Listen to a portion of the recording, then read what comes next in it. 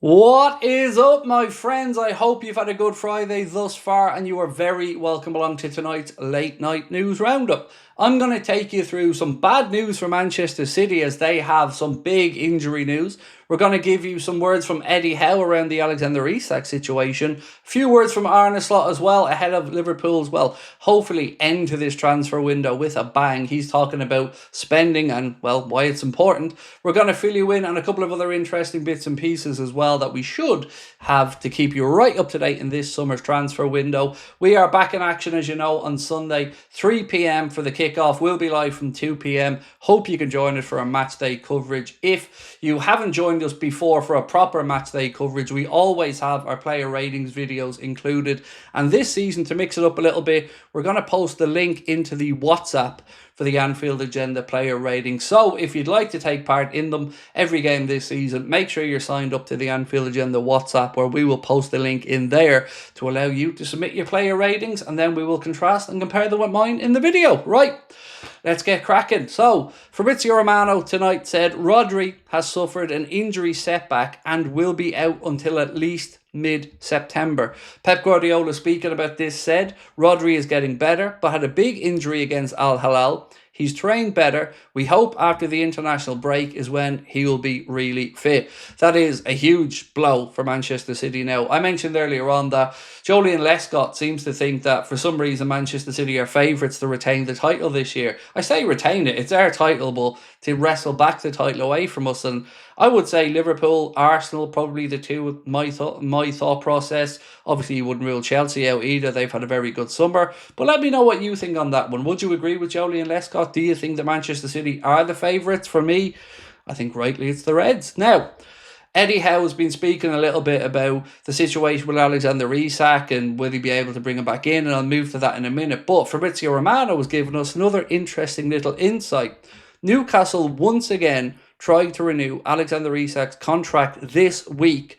The player said no, he wants to go to Liverpool. Isak to Liverpool remains absolutely on. And for what it's worth, I do think we're getting closer to the resolution because Newcastle are starting to have some joy in the market. Johan Visa looked very possible for them because Brentford could get a replacement in Otora from Bournemouth. So if they can get him in, then that's one player and it will free up the ability for them to sell Visa. He wants Champions League football, and I can understand that as well. He's 28. A move to Newcastle will give him that, and let's be honest, all players do want to play Champions League. Now, to get back to the situation with Isak, Eddie Howe has been speaking tonight, and here's a little bit of what he's had to say. He said, "We had discussions with Isak, and it's clear at the moment we can't have him involved with the group.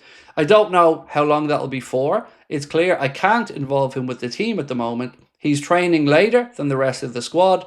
There have been discussions since the tour. I don't think disciplinary action has happened.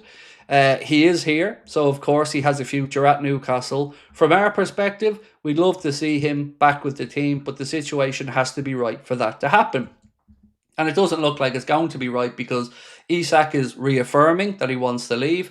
Even like I've said, removing Liverpool from this equation, he feels there's been broken promises about new contracts, about the strength of players being brought in, and it just doesn't look like he wants to be at Newcastle. Now, another report on this one, this from Matthew Raisbeck from BBC Newcastle, said this was Eddie Howe speaking to them. "We would love there to be a way back for Isak, but ultimately that's going to rest with Alex. For us, he's still very much our player, but the situation is what it is, and I have to focus on the players that are here and fit and want to play." Now, mysteriously, the injury has gone away. Even Eddie Howe is saying that that thigh injury now is cleared up. So, despite the reports of being over in Real Sociedad without any Newcastle medical team, but with an injury, and a scan showing no injury, now there is no injury.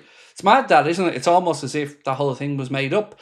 Now, the reason that I titled tonight's thumbnail Now or Never is because I don't think Liverpool will wait around for Alexander Isak for another year, because I don't think we can. For us, it is very much a case of getting him now in this window because 1, we need him, 2, he wants to move, and 3, we need him. Did I mention that we need him? Because we do need to bring in another forward. Darwin moving away, Diaz having moved away. Obviously, we lost Diogo tragically. about to lose Chiesa probably before the window as well, and all that we've brought in is Ugo Ekitike, and we've got young Rio. So yes, we do need to strengthen there. Centre-back is another area of concern. I do think we will move for a centre-back before the window shuts. I've no idea what's taken us so long. Speaking with people on the stream tonight, everybody wants us to just make a move for Mark Gay. Even if we can't get to the number Palace are looking for, surely start the conversation. Now, we've gone from the rational to the crazy, and let's take it another step further. There's a report here, the transfer deadline they posted, that said Fenerbahce manager Jose Mourinho has been offered the chance to sign Liverpool's ALISSON after losing patience over the attempts to sign Ederson from Man City. Let us know how he gets on, and I'd love to know who gave him that offer, because certainly wasn't ALISSON, certainly wasn't Liverpool, don't think it was ALISSON's agent. Yeah, so he's not going there, but, you know, fun to read these things. Eddie Howe asked if Alexander Isak could play for them against Aston Villa in the Premier League opener. This is what he had to say.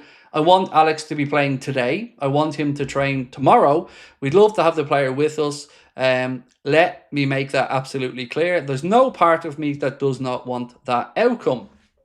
I'm sure he does, but again, it's been made really clear to him the player doesn't want that outcome. And with Newcastle out there shopping around for replacements, I just don't get all this nonsense. Just get to the point where we all admit, and we're all adults, that we're going to get the man, start talking about the numbers, and Newcastle do their business. But I just don't see a world where he lines up for Newcastle again. Now, Arne Slot has been speaking about net spend a little bit, and he said the net spend of us compared to the other teams is not in our favour if you look at the last 2 seasons. It's completely normal that we're one of the favourites because we won it last season and we brought in good players, like all the other teams did, by the way.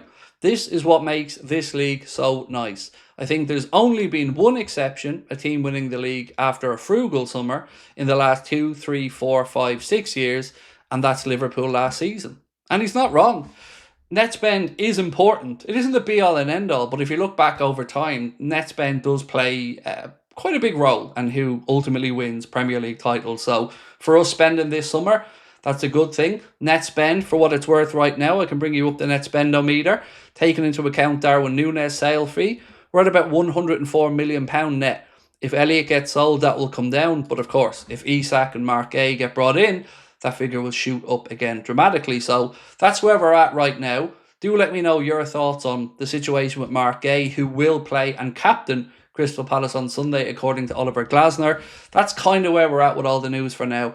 Tomorrow, the preview for the Community Shield will be out in the morning, so keep an eye out for that one. It was lovely to go through and do a predicted 11 again. I will be streaming tomorrow night, but a little bit later, probably about 9:30. And if I don't see you then, I hope to see you on Sunday. Our match coverage starts from 2 p.m. all the way through. Match reaction, player ratings, all the usual stuff. Have a cracking weekend. Thank you again for your support. And don't forget to sign up to our WhatsApp to make sure that you can join that FPL and all the other bits and pieces that we have. Yeah, I'm starting to waffle now, so I'll just leave you all at it, and much love. Bye-bye.